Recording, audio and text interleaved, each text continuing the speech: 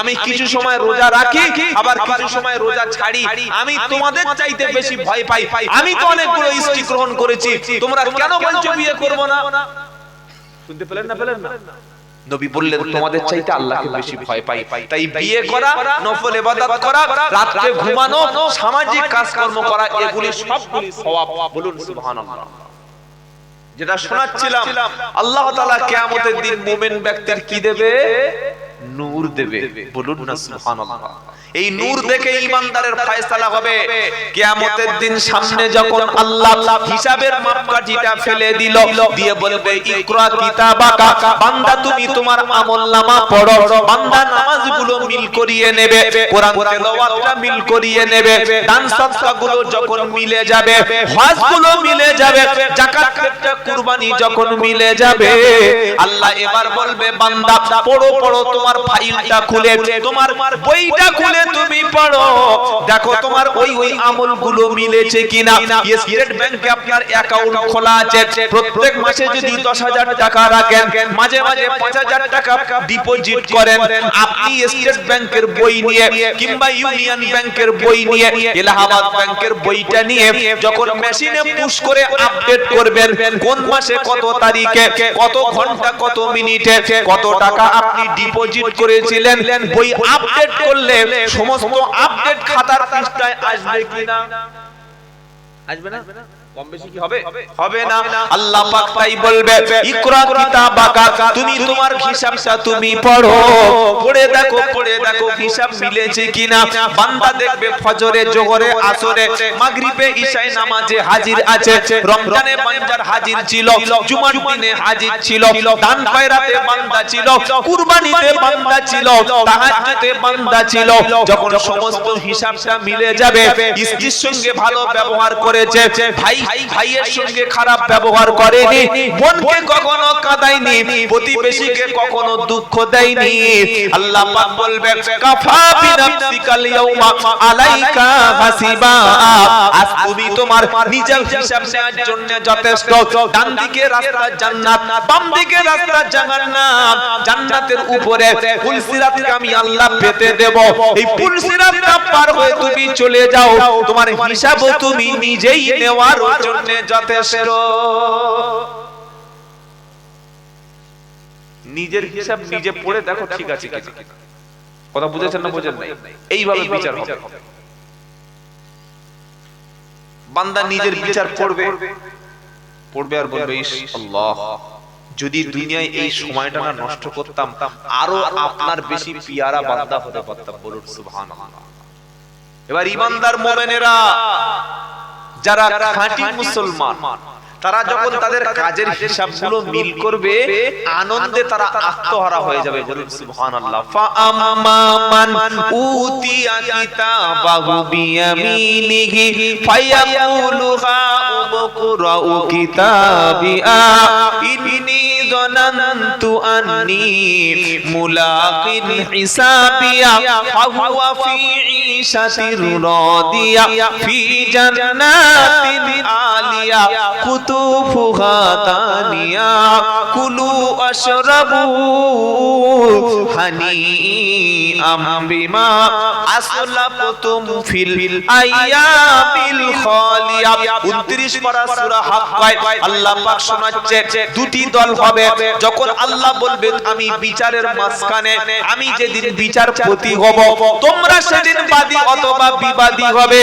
আমার সামনে বান্দাকে দাঁড় করিয়ে দেব, আর আমার সামনে দাঁড়ানোর আগে ঈমানদার ব্যক্তির কাজের ফাইলটা, তার হিসাবটা, তার আপডেট বইটা ডান দিক থেকে, ডান হাতে সামনের দিক থেকে আমার পক্ষ থেকে কাজের হিসাবটা ঈমানদার ব্যক্তির সামনে দেখে ডান দিকে কাজের হিসাবটা হাতে পেয়ে যাবে। কোন হাতে? ফাআম্মা মান উতিয়া কিতাবাহু বিয়ামিনিহি, যখন আমি আল্লাহ তার ডান হাতে আমলনামাকে ছেড়ে দেব, ফায়াকুলু হা উমুকরাউ কিতাবিয়া, বলবো বান্দা তুমি তোমার হিসাবটা পড়ো, তোমার আমলটা তুমি পড়ো, তোমার রেজাল্টটা তুমি দেখো।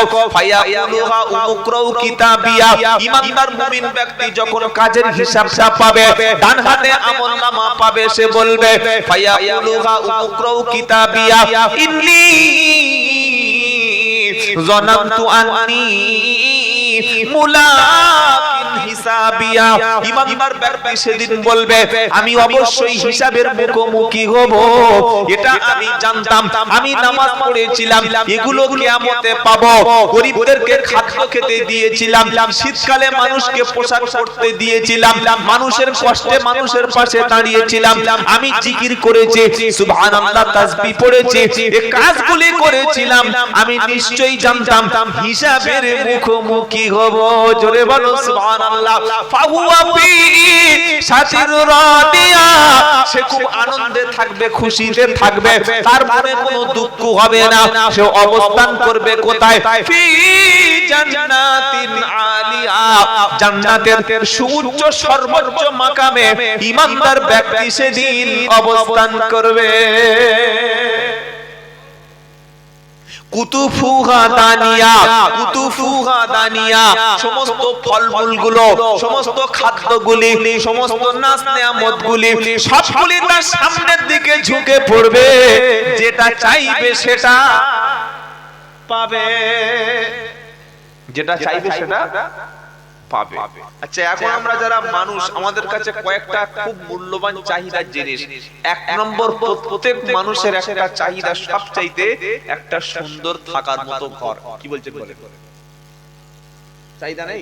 থাকার মতো ঘর প্রত্যেকের চাহিদা আছে, একটা সুন্দর থাকার মতো ঘর। দুনিয়ার ঘরটা স্থায়ী না আখিরাতের ঘরটা স্থায়ী? আল্লাহু আকবার।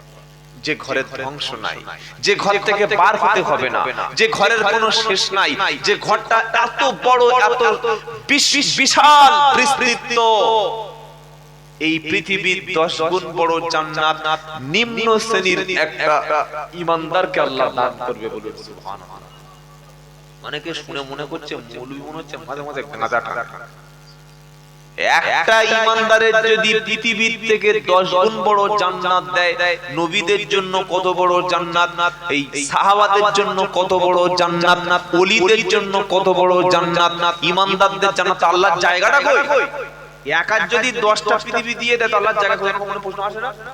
হয়তো ঈমানদার বলে বিশ্বাস করছি, কিন্তু কলেজের একটা শিক্ষিত ছেলে বললে সালা মৌলভী গাঁজা খায়, এই গাঁজা না খেলে ভুলভাল কথা কি করে বলতে পারে যে ছোট একটা ঈমানদারের পৃথিবীর থেকে 10 গুণ বড় জান্নাত দেবে?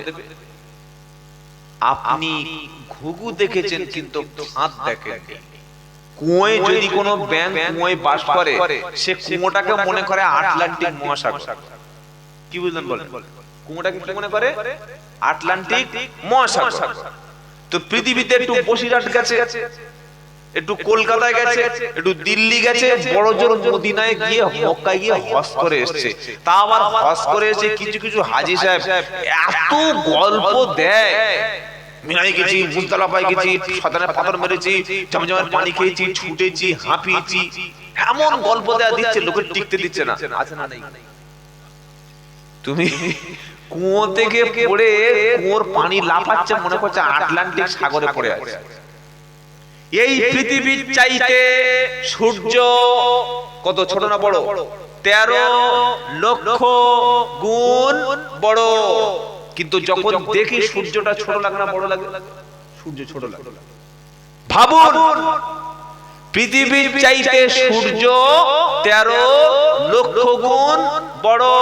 যারা বলছে একটা ঈমানদারের জন্য 10টা পৃথিবীর মতো যদি জান্নাত থাকে, তাহলে পৃথিবীর মধ্যে যদি 1 কোটি লোক জান্নাত পায়, আল্লাহর জায়গা কোথায়? আল্লাহর ক্যাপাসিটি কোথায়? ভাই, সত্যটা আপনাকে জানা লাগবে। এই পৃথিবীর 10 গুণ বড় জান্নাত আল্লাহ একজন নিম্ন শ্রেণীর ঈমানদারের দেবে। কোথায় আল্লাহর জায়গা? যে সূর্য পৃথিবীর চাইতে 13 লক্ষ গুণ বড়, ওই সূর্যের চাইতে আরো বড় কিছু আছে না নাই? জানেন কি আছে? আমরা রাতের আকাশে মিটমিট মিটমিট করে তারা দেখি, দেখি না? ছোট্ট ছোট্ট তারকা। যেটা দেখছেন ছোট, এটা যে কত সুবৃহৎ, কত বিশাল, যে সূর্যটা এই রকম পৃথিবী, এই রকম পৃথিবী মানে কয়েকটা বাড়ি মিলে হয় একটা পাড়া, কয়েকটা পাড়া নিয়ে হয় একটা গ্রাম, কয়েকটা গ্রাম নিয়ে হয় একটা পঞ্চায়েত, কয়েকটা পঞ্চায়েত নিয়ে হয় একটা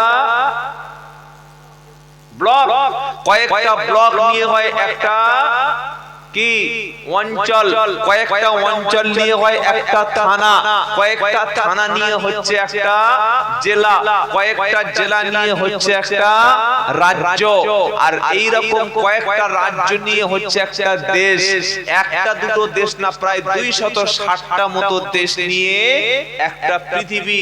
এরকম পৃথিবীর মতো কত হাজার হাজার লক্ষ কোটি আল্লাহর এই মহাকাশে, আল্লাহর এই সোলার সিস্টেমের মধ্যে রয়েছে। আপনি ভাবতে পারবেন না কতটা জগৎ আছে। তো যে সূর্য পৃথিবীর চাইতে 13 লক্ষ গুণ বড়, এরকম 13 লক্ষ গুণ পৃথিবীর চাইতে বড় সূর্যটা, যে তারকা দেখছেন মিটমিট মিটমিট ছোট ছোট, ওই রকম তারকার মধ্যে এরকম সূর্য 2 কোটি সূর্য অনায়াসে টুপ করে ঢুকে যেতে পারে। একবার জোরে বলুন সুবহানাল্লাহ। আপনি অবাক হয়ে যাবেন যে আল্লাহর জায়গা কত বড়, আল্লাহর ক্যাপাসিটি কত বড়। ওই তারকার মধ্যে 10-13 লক্ষ গুণ বড় ওজন পরিমাপের সূর্য, যে 2 কোটি সূর্য ঢুকে গেল একটা তারকার মধ্যে, ওই তারা কিন্তু একটা নয়, একটা নয়, ওই তারকা রয়েছে গ্যালাক্সিতে। এত বড় বড় গ্যালাক্সি, বিজ্ঞানীরা কোটি কোটি মিলিয়ন ট্রিলিয়ন আজও পর্যন্ত গ্যালাক্সি এবং তারার হিসাব বিজ্ঞানীরা করতে পারেন। সুবহানাল্লাহ, কত বড় আল্লাহর পৃথিবী, আল্লাহর পৃথিবীটা কত বিশাল। আল্লাহর জান্নাতের জায়গা আছে না নাই? সুবহানাল্লাহ। এজন্য ভাই পড়াশোনা করা লাগবে, শুধু বলে গেলে চলে গেলে হবে না। তো আল্লাহ পাক বলছেন ফি জান্নাতিন আলিয়া, ঈমানদার মুমিন ব্যক্তি থাকবে জান্নাতে সুউচ্চ মাকামে। কারণ দুনিয়াতে ঈমানদার ব্যক্তি কোনো খারাপ জায়গায় থাকে না। দুনিয়ায় ঈমানদার ব্যক্তিদেরকে মসজিদে পাওয়া যায়, আলেমদের কাছে পাওয়া যায়, কোরআনের কাছে পাওয়া যায়।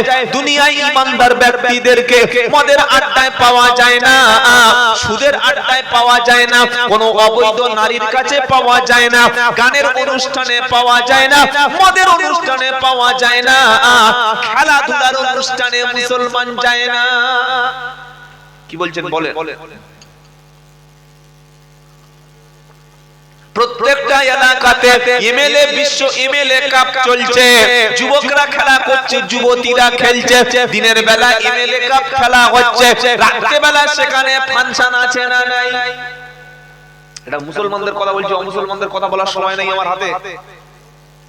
মুসলমান দিনের বেলা দিচ্ছে খেলা, রাতের বেলা লাগাচ্ছে মেলা, সেখানে যত রকমের ড্যান্স হচ্ছে, পাশে একটা জুয়ার ঠেক বসছে, লটারি চলছে, জুয়া চলছে, এক সাইডে মদের বোতল চলছে, শত শত নারীরা ইজ্জত হারাচ্ছে, ইমাম প্রতিবাদ করে চাকরি হারাচ্ছে, বাপ প্রতিবাদ করে মেয়ের কাছে খারাপ হচ্ছে, মা প্রতিবাদ করে ছেলের কাছে খারাপ হচ্ছে, গ্রামের কেউ প্রতিবাদ করতে পারছে না।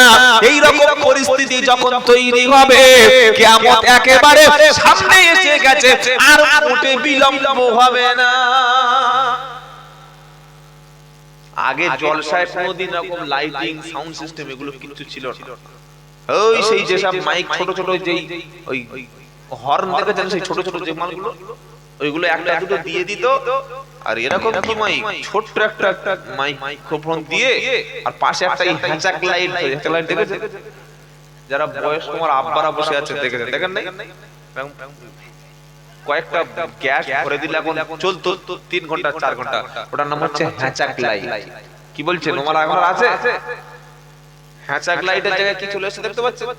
এই একটা আছে, এই একটা আছে। আহ কি দারুণ! কি বুঝলেন? আগে উপরে একটা ত্রিপল বা চট টাঙিয়ে দিত, লোক বসে বসে শুনতো। এখন একবার দেখুন যেন ভাষার ভাষা আছে। সুবহানাল্লাহ।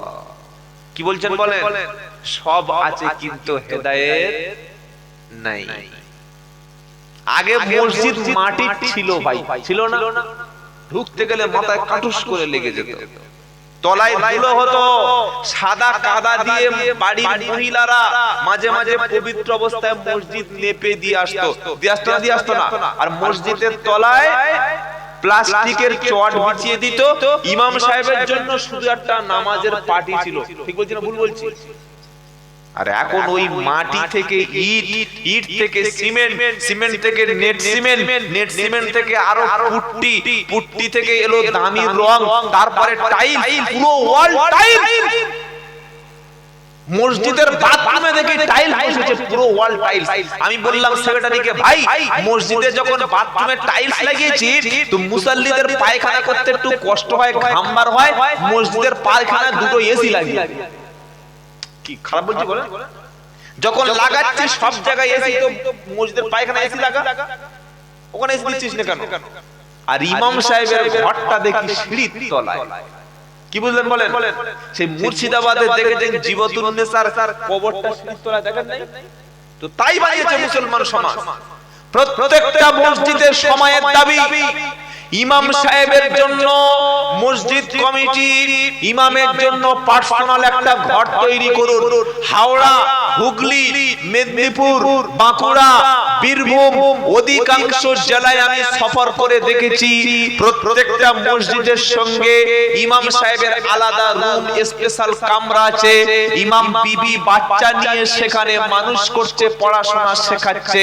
এরকম একটা ঘর যদি আমরা প্রত্যেকটা ইমামকে একটা বা দুটো রুম মসজিদ সংলগ্ন জায়গায় করে দিতে পারতাম, ইমাম সাহেবের ছুটিরও প্রয়োজন হতো না, ইমাম সাহেব ফ্যামিলি নিয়ে থাকতে পারত, আর মেয়েদের সঙ্গে ইমাম সাহেবের কোনোদিন ঝামেলা হতো না। কি বলছেন বলেন? নিজে বিবির কাছে 30 দিনের রাত কাটায়, ফজরের সময় উঠতে পারে না। ইমাম সাহেব শুক্রবার নামাজ পড়ে বাড়ি গেছে, রবিবার জোহরে আসতে পারে না, এই আসরে এসেছে। সেক্রেটারি সাহেব এত বড় বড় চোখ বার করেছে যেন উনি একদম কানাদার জাত। এরকম করে চাই, এরকম করে। ওই ইমাম সাহেব বাড়ি গিয়ে কি করো? বাড়ি যাও কেন? এই কার উপরে চোখ বার করছিস? তুই নিজে সেক্রেটারি হয়েছিস, সভাপতি হয়েছো তুমি তো বিবির কাছে 30 দিন মিস করো না, সারা দিন সারা রাত ঘুমিয়ে থাকো। তুমি মাঝে মাঝে ফজরের নামাজটা পড়াও। তুমি পারবে মসজিদে 30 দিন ঘুমাতে? পারবে না।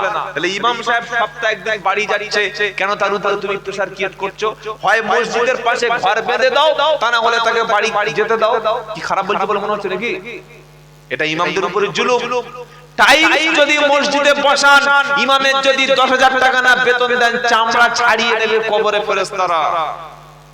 এসি যদি মসজিদে কোনো লাগানো থাকে, ইমামের বেতন যদি মাসিক 15,000 টাকা না হয়, এখানে যেমন এসির ঠান্ডা হাওয়া বার করছে, কিয়ামতের দিন সেক্রেটারি, ক্যাশিয়ার আর মাতোয়াল্লির পিছন থেকে গরম হাওয়া ফেরেশতারা বার করে নেবে। এটা মনে রেখে দিও। মসজিদে এসি বসিয়েছে, খেয়ে কাজ নাই, কেন নামাজ আর গরমে হয় না? এত চর্বিযুক্ত মসজিদের মুসাল্লি, কিন্তু ইমামের পয়সা দেওয়ার সময় হুজুর গরিব এলাকা, কি করব? ইমাম সাহেবের সময় গরিব হয়ে গেলে আর এসি লাগানোর সময় ধনী হলে কিভাবে? খারাপ লাগছে নিশ্চয়ই, খারাপ তো লাগার কথা।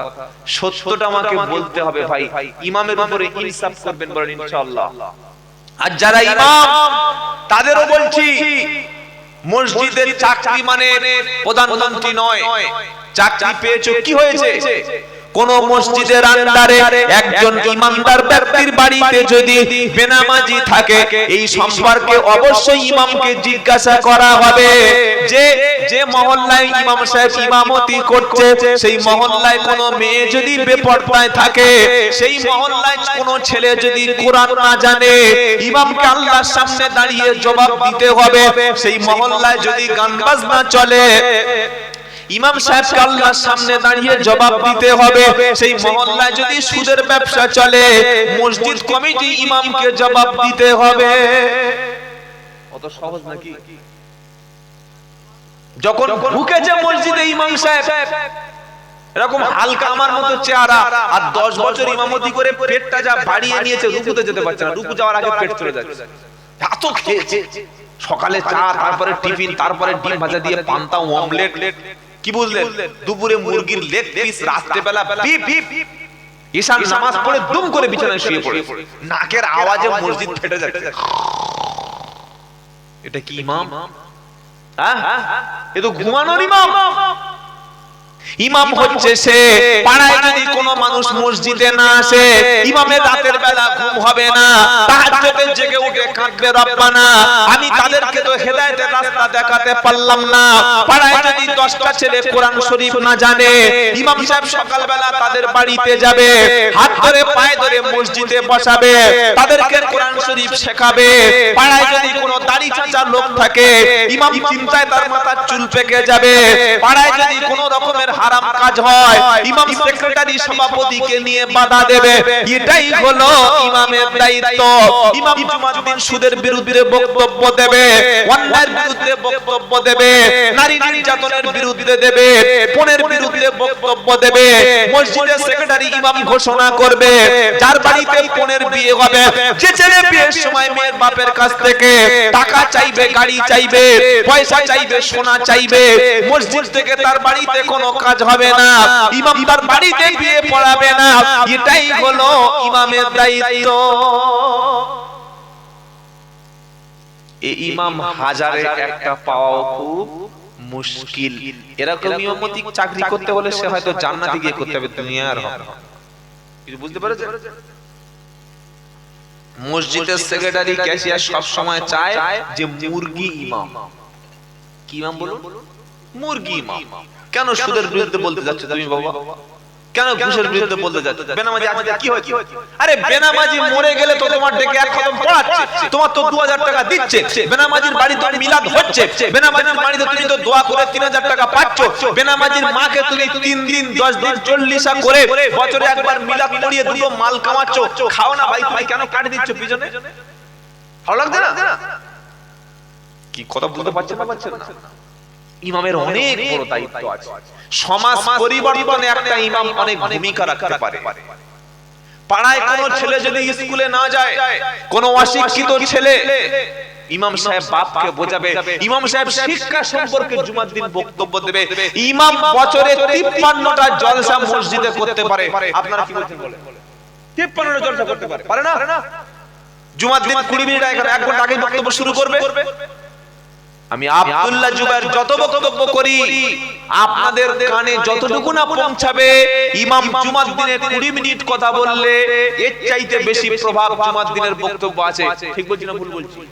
সেখানে মেলা নাই, হই হুল্লোড় নাই, প্রত্যেকে ইমামের কথাটা শুনে। এই রকম সিচুয়েশনে ইমামরা কেন সমাজ পরিবর্তনের ডাক দিচ্ছেন আমি বুঝতে পারছি না। যখন ফিলিস্তিনে 24 ঘন্টায় কয়েক হাজার মুসলমান শহীদ হচ্ছে, আসমান থেকে বোম বর্ষণ হচ্ছে, হসপিটাল গুড়িয়ে দেওয়া হচ্ছে, স্কুলগুলো পানি নাই, খাবার নাই, মানুষ হাহাকার করছে, সেই সময় মসজিদে বসে আমরা ফতোয়া দিচ্ছি। কি ফতোয়া দিচ্ছি? যে কিয়াম করা যাবে কিনা। এটা কিয়ামের সময়? এই বিয়াদব কোথাকার, এটা কিয়ামের সময়? ফিলিস্তিনের মুসলমানগুলো বাইতুল মুকাদ্দাসের জন্য যখন জীবন দিচ্ছে, নিজের বাচ্চাকে শহীদ করে মা হাসছে। আল্লাহু আকবার। সাংবাদিকরা বলছে কি, মা বাচ্চা শহীদ হয়ে গেছে, হাসছে কেন? ফিলিস্তিনি মা বলছে, খাদিজার উত্তরসূরি বলছে, সুমাইয়ার উত্তরসূরি বলছে, বাচ্চা মারা গেছে, শহীদ হয়ে গেছে, এখানে দুঃখ আমার নাই, আমি হাসছি এই কারণে বাইতুল মুকাদ্দাস বিজয় করার জন্য আমার বাচ্চাকে আমি আল্লাহর কাছে দিতে পেরেছি, এটাই আমার জন্য গৌরব। সুবহানাল্লাহ। চারটে সন্তান হারিয়ে মা হাসছে, চারটে সন্তান হারিয়ে বাপ হাসছে, ওটা জান্নাতি হাসি, ওটা শুকরিয়া হাসি। আর আমরা কি করছি? কেউ বলছে কিয়াম করলে লাথি মেরে ফেলে দেব স্টেজ থেকে, আবার কেউ বলছে কিয়াম করা হারাম। এই কামড়া কামড়ি শরিয়াতের, যেটা শরিয়াতের কোনো বিষয় নাই। আচ্ছা আপনি বলুন, ভালো করে ভেবে বলবেন, গোলামি করবেন না।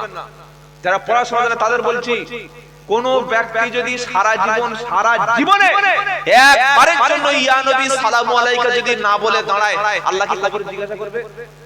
বলেন। তাহলে যেটা শরিয়াতে ফরজ, ওয়াজিব, সুন্নাত কিচ্ছু নয়, ফুরফুরার আবু বকর সিদ্দিক মুজাদ্দিদ জামান ভালো মনে করে করতেন, আমরা অনেকে করি অনেকে করি না। তো এইটা নিয়ে কেন সমাজে ফিতনা বাঁধাচ্ছি? কিয়াম না করলে কাফের হবে, আবার কেউ বলছে হারাম, কেউ বলছে লাথি মেরে ফেলে দেব, বলছে না? বলে না? উচিত তো ছিল এই কথা বলা যে নামাজ না পড়লে সে জাহান্নামে যাবে, নামাজ না পড়লে তাকে আমরা সমাজ বাদ দেব, নামাজ না পড়লে সমাজে নেব না, কোরআন না শিখলে তাকে সমাজ গ্রহণ করবে না। এটাই তো মৌলবীদের মুখের ভাষা হওয়ার দরকার ছিল, ছিল না? কেউ বলছে হাত এখানে বাঁধ, এটাই সহিহ হাদিস, এখানে যারা বেঁধেছে তাদের নামাজ হয় না, বলছে না? বলে না? তাহলে যাদের হাত নাই এখান থেকে হাত কাটা, তাদের কোথায় হাত বাঁধবে ভাই? কি হাত কাটা লোক আছে না? নাই, বলছে না? যাদের প্রচন্ড ভুঁড়ি, যাদের এই রকম প্রচন্ড ভুঁড়ি, তারা তো নাভির নিচে হাত বাঁধতে পারবে না, ভুঁড়িতে হাত যাবে না, তাদের হাতটা কোথায় থাকবে? কেন ফেতনা ছড়াচ্ছে সমাজ যে এখানে হাত বেঁধেছে তারও নামাজ হয়ে যাবে, এখানে যে বেঁধেছে তার নামাজ হয়ে যাবে? আমরা ইমাম আবু হানিফার মানি, তার মাসলাক অনুযায়ী চলি, নবী নিজে হাত বাঁধি, ব্যাস নবীর আমল ছিল, আমরা করি। এই বিষয় নিয়ে তুমি সমাজে মারামারি করবে, মসজিদ আলাদা করবে? বারাইপুরে গিয়ে দেখবেন লেখা আছে হানাফি জামে মসজিদ। বেলডা মুর্শিদাবাদ আমি গিয়ে দেখে এসেছি বেলডাঙ্গা আহলে হাদিস জামে মসজিদ। তাহলে মসজিদ আলাদা হলো কিভাবে? কেউ বলছে এটা ফুরফুরাদের মসজিদ, কেউ বলছে এটা তাবলীগের মসজিদ। আমার মনে হয় তাহলে আল্লাহ মনে হচ্ছে 14-15টা। নাউজুবিল্লাহ, তাবলীগের একটা আল্লাহ, ফুরফুরার একটা আল্লাহ, হানাফিদের একটা আল্লাহ, শাফি মাযহাবের আল্লাহ, এরকম আল্লাহ আছে নাকি? নাউজুবিল্লাহ। এক আল্লাহ, কোরআনও এক, নবী এক, কাবা শরীফ এক, সব যখন এক হলো তাহলে মুসলমান সমাজটাকে ভাগ করলো কারা? ভাগ করেছে তো তারা, ইহুদিদের এজেন্ট হলো যারা। কি বলছেন বলে? ফুরফুরার সব লোক যদি জান্নাতে চলে যায়, একটা তাবলীগ যদি জান্নাতের পিছন দিয়ে জান্নাতে ঢোকে তো জান্নাত জায়গা লাগে আমরা ছোট করে দেবে?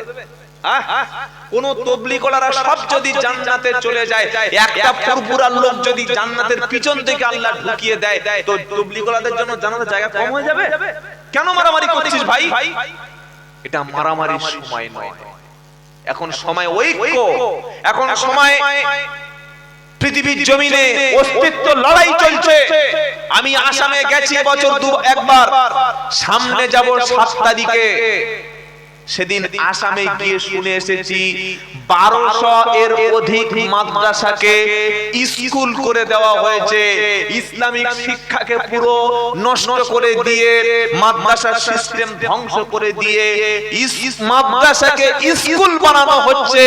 মাদ্রাসা যদি বন্ধ হয়ে যায় আর একটাও আলেম তৈরি হবে না, হাফেজ তৈরি হবে না, কোরআন পড়ানোর লোক থাকবে না। মাদ্রাসা আছে বলে ইসলাম টিকে আছে, মাদ্রাসা যেদিন বন্ধ হবে সেই দিন ইসলাম ধ্বংস হয়ে যাবে। কি বলছেন বলে? আসামে শুরু হয়েছে, বাংলায় আগামীকাল শুরু হবে 2024-এ 22শে জানুয়ারি রাম মন্দির উদ্বোধন হচ্ছে। মসজিদের জায়গায় রাম মন্দির, আর কোন জায়গায় জায়গা নেই ভারতবর্ষে। এখনো তুমি মারামারি করছো মসজিদ নিয়ে, জোরে আমিন নিয়ে। ইমাম জোরে, ইমাম আস্তে আমিন বলছে, তুমি আস্তে আমিন বলো। তুমি সবার মাঝখানে গিয়ে আমিন বলে ঠেলে উঠে।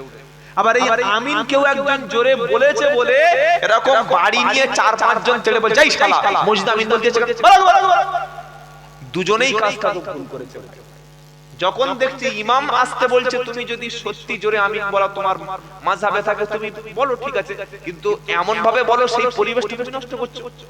আবার যদি কোনো ব্যক্তি একজন ভুল করে এখানে এই প্রচলন নাই বলেই ফেলে, তুমি তাকে মারতে যাচ্ছ, মানে কাজটা ঠিক করোনি। কি ঠিক বলছি না ভুল বলছি? ইসলাম বাড়াবাড়ি নয়, ইসলাম মধ্যপন্থা অবলম্বন করতে বলেছে। আমরা এই বিষয় নিয়ে ঝগড়া কেন করব? কাবা শরীফে তো সবাই নামাজ পড়ে, কেউ জোরে আমিন বলে, কেউ আস্তে বলে, কেউ আমিন বলেই না। আমিন যদি কেউ সারা জীবন না বলে একটাও পাপ হবে না, কিন্তু আমিন বলা নিয়ে ঝামেলা পাকালে জাহান্নামে যেতে হবে। শুনতে পেলেন? কেউ নাভির নিচে হাত যদি না বাঁধে, বুকের উপরে হাত যদি না বাঁধে, হাত ছেড়ে দিয়ে নামাজ পড়লে সারা জীবনও তার নামাজ হয়ে যাবে। কিন্তু কেউ যদি হাত বাঁধা নিয়ে ঝামেলা পাকায়, আল্লাহ কবরে গেলে হাত মেরে ভেঙে দেবে। তোকে হাত বাঁধার জন্য পাঠিয়েছিলাম? এই বিয়াদব, কত ছেলে নামাজ পড়তে পারে না, হাত বাঁধা দূরের কথা, হাত আল্লাহু আকবার বলেই না। কই তাদের নিয়ে কোনদিন তো মিটিং বসাসনি? কেন ঝামেলাগুলো পাকাচ্ছেন সবাই? কোথাকে চুরি বক্তা বক্তব্য করতে এসেছে, কোরআনে এত বাক্য রয়েছে, এত হাদিস রয়েছে, আলোচনা কর। সাহাবাদের জীবনী বললে রাতের পর রাত চলে যাবে, শুধু সূরা ফাতিহা তাফসীর করলে কয়েক বছরে শেষ হবে না। ও বাদ দিয়ে বাবারা, আমার নবী নূরের তৈরি বাবা, আমার নবীকে যারা নবী নূরের না বলে তারা কাফের বাবা, তারা কাফের বাবা, তারা কাফের। তুই কাফের ডিলার নাকি? হ্যাঁ, তুই কাফের ডিলার? নবী নূর হোক যা হোক সেটা আল্লাহ ভালো জানে। এই বিষয়গুলো জনসাধারণকে কেন মানুষের কাছে বিভ্রান্ত করছেন? এই সমস্ত কথা জলসায় বলতেই দেবেন না। কথা মনে থাকবে ইনশাআল্লাহ।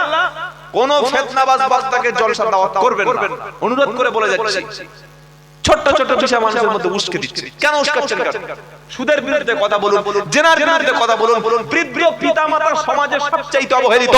100-র মধ্যে 90টা বাপ রাত্রিবেলা ভাত পায় না, মা চিকিৎসায় ছটফট করছে, ছেলেগুলো বউ নিয়ে ভুলে গেছে, শাশুড়িকে নিয়ে ভুলে গেছে, নিজের গর্ভধারিণী মাকে ভাত দেয় না। কই এই নিয়ে বক্তব্য তোমার মুখে নাই? তুমি নবী নূর না মাটি নিয়ে মারামারি করতে এসেছো? সাধারণ মানুষ নূরের কি বোঝে? সাধারণ মানুষ মাটির কি বোঝে? কেন এইগুলো ছোট ছোট বিষয়গুলো বলছো? কষ্ট পাচ্ছে নাকি বললাম বলে? আমরা চাইছি, আমি চাইছি সমাজ যেন এক হয়ে যায়, আমাদের মধ্যে ভাগাভাগি যেন না হয়। একটা জলসা দিলে পাড়ায় যদি দুটো ভাগ হয়ে যায়, ওই জলসা দেওয়ার চাইতে জলসা না দেওয়াই ভালো। কি বলছেন বলেন? কত জায়গায় শুনি হুজুর আমাদের গ্রামের দুটো দল। কেন বললে এমন একটা বক্তা এনেছিলাম সে সমাজটা ভাগ করে দিয়েছে। আমরা কেন বলতে পারবো না যে তাবলীগ পুরা ভাই ভাই, হানাফি সাফি ভাই ভাই, আমরা সাফি মালিকি ভাই ভাই, এটা কেন বলতে পারছি না? বরং কি বলছি, ওদের দেখা হলে সালাম দিবি না, ওরা মরলে জানাজা পড়বি না, ওরা নবীর দুশমন। সব নবীর দুশমন? তুই নবীর আসে আল্লাহর নবীর জামানায়, আল্লাহর নবীর জামানায় সবচাইতে বড় দুশমন নবীর বাড়িতে খেতে এসেছে, নবী খাইয়ে আপ্যায়ন করে ছেড়েছে। বলুন সুবহানাল্লাহ। কই নবী তো প্রতিশোধ নেননি। যেদিন মক্কা বিজয় হলো, আল্লাহর নবী যখন মক্কা বিজয় করলো, মদিনা থেকে 10,000 সাহাবা নিয়ে নবী যেদিন মক্কায় প্রবেশ করলো, কোন মক্কা যেখানে 13 বছর নবীকে নির্যাতন করা হয়েছে, সাহাবাদেরকে শহীদ করা হয়েছে, 13 বছর নির্যাতন সহ্য না করতে পেরে আল্লাহর নির্দেশে রাতের অন্ধকারে নবী মক্কা থেকে মদিনায় চলে গেছে। নবী যখন চলে যায় তখন একা, সঙ্গে ছিল আবু বকর সিদ্দিক, কেউ সেদিন ছিল না। মক্কায় নবীর আশ্রয় বলতে কেউ ছিল না। আবু জাহেল, উতবা, সাইবা, মুগিরা, আবু সুফিয়ান নির্যাতন করেছে। নবী আল্লাহর নির্দেশে মদিনায় গেল। মদিনায় গিয়ে যখন ক্ষমতা ফিরে পেল, আল্লাহ যখন নেতৃত্ব দান করলো, কোরআনের আইন যখন নবী প্রতিষ্ঠা করলো, নবী ইন্তেকালের আগে 10,000 সাহাবা নিয়ে মক্কায় ঢুকলো। যাওয়ার সময় গেছে একা, আসার সময় 10,000। সুবহানাল্লাহ। যে নবীকে মক্কা শরীফে তওয়াফের আগে, মদিনায় যাওয়ার আগে কাবা শরীফে ঢুকতে দেওয়া হয়নি, নবীর জন্য কাবা শরীফ থেকে পার করে দেওয়া হয়েছে। নবী যখন 10,000 সাহাবা নিয়ে মক্কা বিজয় করছিল, সেদিন আল্লাহর নবীর হাতে কাফেরদের পক্ষ থেকে, কুরাইশদের পক্ষ থেকে নবীর হাতে কাবা শরীফের চাবি সেদিন তুলে দেওয়া হয়েছে। চিন্তা করতে পারছেন? সকলে তো ভয় পেয়ে গেছে। কেন? যে 13 বছর ছিল ক্ষমতায় ইসলামের দুশমনেরা, এবার আল্লাহর নবী মদিনা জয় করেছে, পুরো আরবের প্রেসিডেন্ট হয়ে গেছে, এবার আর রেহাই নাই। কি যখন রাজ্যে কিংবা দেশে কোন দল ক্ষমতায় আসে, বিরোধী দল, যারা শাসকে ছিল তারা যদি হেরে যায়, তারা গ্রামে থাকে না, পালিয়ে বেড়ায়? পালিয়ে বেড়ায় না? পালায় না? পালায় না? কোথায় চলে যায় কোনো খবর পাওয়া যায় না। তো মক্কার কুরাইশগুলো যারা 13 বছর নবীকে নির্যাতন করেছে, তারা লুকাচ্ছে, কেউ এখানে কেউ ওখানে। তারা ভাবছে আজকে আমাদের আর খবর নাই, সব শেষ করে দেবে। 10,000 সাথী নিয়ে নবী মক্কায় প্রবেশ করলো। তারা হাত জোড় করে বলছে, মুহাম্মদ আজ আমাদের কি হবে, কি হবে বলো, আজ আমাদের সঙ্গে কি ব্যবহার করবে তুমি বলো। তারা জানে আমরা সব শেষ। কি যে নির্যাতন করেছি সব শেষ। আল্লাহর নবী সেদিন কি ধৈর্য ধরেছিলেন। নবী সেদিন বললে, হে কুরাইশরা, আজ আমি সেই কথা বলবো যে কথা আমার ভাই ইউসুফ আলাইহিস সালাম বলেছিলেন, 11 ভাইয়ের মধ্যে 10 ভাই ষড়যন্ত্র করে কুয়ায় ফেলে দিয়েছিল। তিনি যখন কুয়া থেকে আল্লাহ তাআলা তাকে তুলে মিশরের প্রেসিডেন্ট খাদ্যমন্ত্রী বানিয়ে দিল, তিনি যখন খাবার গম দিচ্ছিল, 10 ভাইকে যখন তিনি চিনতে পারল, তিনি বলেছিলেন লা তাসরিবা আলাইকুমুল ইয়াউম, আজ তোমাদের বিরুদ্ধে কোনো অভিযোগ নাই, সবাইকে ক্ষমা করে দিলাম। বলুন সুবহানাল্লাহ। নবী মক্কায় কাবা শরীফ তওয়াফ করে কাবা শরীফ থেকে বার হয়ে সবার সামনে দাঁড়িয়ে আছে, মক্কার হাজার হাজার কুরাইশ দাঁড়িয়ে আছে। তারা ভেবেছে এবার গণহত্যা শুরু হবে। কি শুরু হবে? গণহত্যা। যেহেতু মক্কায় 13 বছর আমরা তো নবীকে নির্যাতন করেছি, এখন তারা 10,000 এসছে মানে ছাড়বে? নবীজি কাবা শরীফের সামনে দাঁড়িয়ে বললেন লা তাসরিবা আলাইকুমুল ইয়াউম, আজ তোমাদের বিরুদ্ধে কোনো অভিযোগ নাই, আমি সবাইকে ক্ষমা করে দিলাম। জোরে বলো। সুন্দরতম আকলাক ছিল দয়ার নবীজির, দিনের তারে ছিলেন তিনি অতি বড় বীর। সুন্দরতম আকলাক ছিল দয়ার নবীজির, দিনের তারে ছিলেন তিনি অতি বড় বীর। সবাইকে তিনি করিতেন ক্ষমা, সবাইকে তিনি করিতেন ক্ষমা, করু যতই বড় ভুল। নামটি তাহার ছিলেন ওগো মুহাম্মদ রাসূল, মুহাম্মদ রাসূল। সবাইকে তিনি করিতেন ক্ষমা, করু যতই বড় ভুল। নামটি তাহার ছিলেন ওগো মুহাম্মদ রাসূল, মুহাম্মদ রাসূল। লা ইলাহা ইল্লাল্লাহ, সবাই পড়েন লা ইলাহা ইল্লাল্লাহ, লা ইলাহা ইল্লাল্লাহ, লা ইলাহা ইল্লাল্লাহ, লা ইলাহা ইল্লাল্লাহ মুহাম্মাদুর রাসূলুল্লাহ সাল্লাল্লাহু। নবী ক্ষমা করতেন, আমরাও ক্ষমা করব। বলুন ইনশাআল্লাহ।